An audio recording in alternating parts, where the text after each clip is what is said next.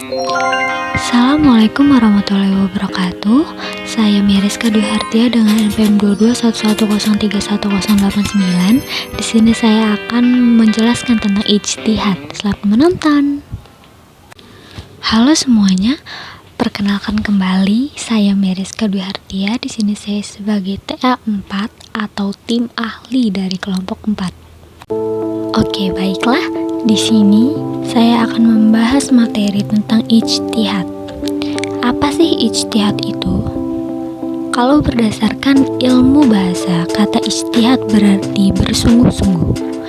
Dan menurut istilah, ijtihad adalah menggunakan seluruh kesanggupan berpikir untuk menetapkan hukum syara' dengan jalan mengeluarkan hukum dari Al-Quran dan As-Sunnah.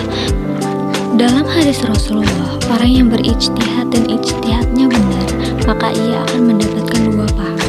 Sedangkan apabila ia berijtihad dan ijtihadnya salah, maka ia akan mendapatkan 1 pahala. Selanjutnya ada kedudukan ijtihad.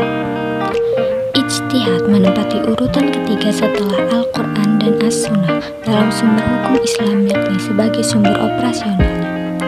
Karena ijtihad merupakan hasil pemikiran ulama, maka kebenarannya adalah relatif, artinya tidak mutlak dan sangat kondisional. Artinya hasil keputusan ijtihad tidak mutlak, melainkan zanni.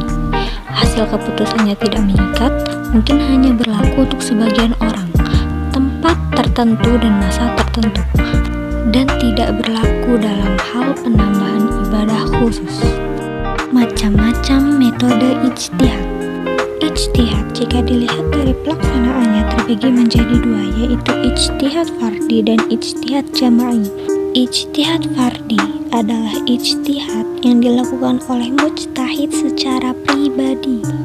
Sedangkan ijtihad jama'i adalah ijtihad yang dilakukan oleh para mujtahid secara kelompok. Nah, selanjutnya ada metode yang digunakan dalam pengambilan dan penetapan hukum baru berdasarkan Al-Quran dan As-Sunnah bagi mujtahid. Ada berapa sih metode yang digunakan oleh mujtahid? Seperti yang dapat kalian lihat dari video ini, metode yang digunakan mujtahid itu ada 7. Yang pertama ada qiyas, yang kedua ada ijma', yang ketiga ada ihtisan, yang keempat ada istishab, yang kelima ada masalihul musalah, yang keenam ada saddu az-zari'ah, yang ketujuh ada urf. Oke, yang pertama ada qiyas. Qiyas menurut bahasa adalah mengukur sesuatu dengan yang lainnya dan mempersamakannya.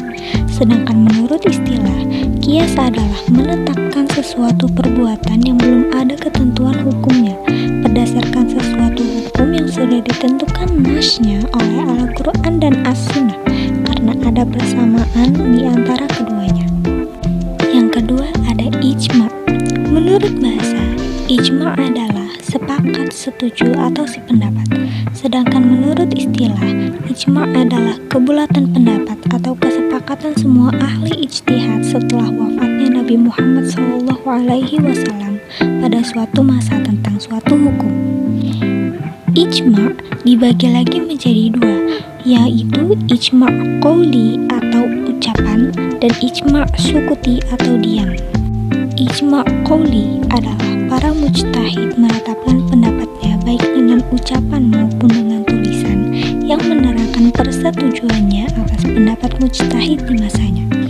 Sedangkan ijma' sukuti adalah jika ulama yang lain menetapkan atau memutuskan pendapatnya terhadap suatu masalah, kemudian yang lainnya diam saja. Diamnya bukan karena takut atau malu. Yang ketiga ada istihsan.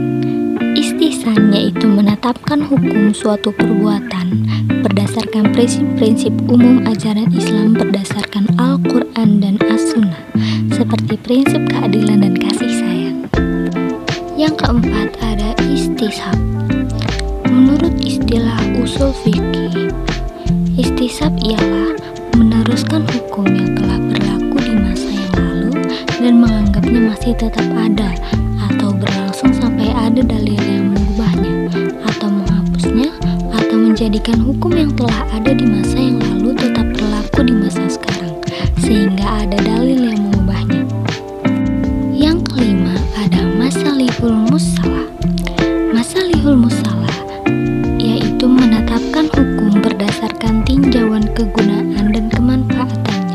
sesuai dengan tujuan syariat Islam. Masalihul musalah menitik beratkan kepada kemanfaatan perbuatan dan kaitannya dengan tujuan universal syariat Islam. Dan perbedaannya dengan istihsan ialah istihsan menggunakan konsiderasi hukum-hukum universal dari Al-Quran dan As-Sunnah atau menggunakan dalil-dalil umum dari kedua sumber tersebut. Yang keenam, ada saddu az-zari'ah. Menurut bahasa, saddu az-zari'ah terdiri dari saddu artinya menutup dan zari'ah artinya jalan atau perantaraan yang bisa menyampaikan kepada sesuatu. Beberapa contoh zari'ah yang wajib ditutup yaitu yang pertama, melihat aurat wanita bukan mahram dan bukan pula istrinya adalah haram, karena perbuatan itu bisa membawa kepada perbuatan keji, zina dan sebagainya. Yang kedua, wanita pun dilarang memperlihatkan bagian auratnya kecuali kepada suaminya, anak-anaknya dan orang-orang lain yang tersebut dalam surat An-Nur ayat 31. Larangan ini dimaksud untuk menjaga keselamatan dan kehormatan wanita itu sendiri dan untuk tidak merangsang kaum lelaki. Yang ketiga, Allah melarang seorang muslim memaki atau menghina sesembahan non-muslim dan juga benda-benda yang dianggap keramat atau suci oleh mereka. Sebab perbuatan itu selain bertentangan dengan ajaran Islam yang menjunjung tinggi prinsip kebebasan beragama dan berkepercayaan, juga dapat mendorong non-muslim yang terhina itu balas dendam dengan ganti menghina Allah dan agamanya, yaitu Islam. Dan yang keempat, Nabi Muhammad melarang orang memaki orang tua orang lain, karena perbuatannya itu bisa mendorong orang lain ganti memaki orang tuanya sendiri. Yang terakhir ada urf atau adat istiadat. Menurut Al-Ghazali di dalam kitab Al-Mustasfa, urf adalah sesuatu yang telah menjadi mantap atau mapan di dalam jiwa dari segi akal dan telah dapat diterima oleh watak-watak yang sehat atau baik. Urf yang sehat atau baik ialah urf atau adat yang telah dikenal oleh masyarakat dan tidak bertentangan dengan dalil syarak, tidak menghalalkan yang diharamkan dan tidak membatalkan suatu kewajiban. Sedangkan urf yang tidak sah ialah urf atau adat yang dibiasakan tetapi bertentangan dengan agama atau menghalalkan yang haram atau membatalkan kewajiban. Dan subbab yang terakhir ialah cara-cara berijtihad. Target yang hendak dicapai dalam berijtihad secara umum dapat dibagi menjadi dua bagian. Yang pertama, ijtihad dalam bentuk mengerahkan pemikiran untuk menetapkan suatu ketentuan pelaksanaan hukum atau ibadah. Ijtihad yang pertama ini dapat dilakukan oleh setiap muslim yang telah berakal, dewasa, dan merdeka. Dan yang kedua, ijtihad dalam bentuk mengerahkan pemikiran untuk menetapkan suatu ketentuan atau keputusan hukum yang rinci yang tidak disebutkan secara eksplisit oleh Al-Quran dan As-Sunnah. Ijtihad yang kedua ini memiliki syarat-syarat yang ketat dan hanya dapat dilakukan oleh ulama yang telah memenuhi syarat.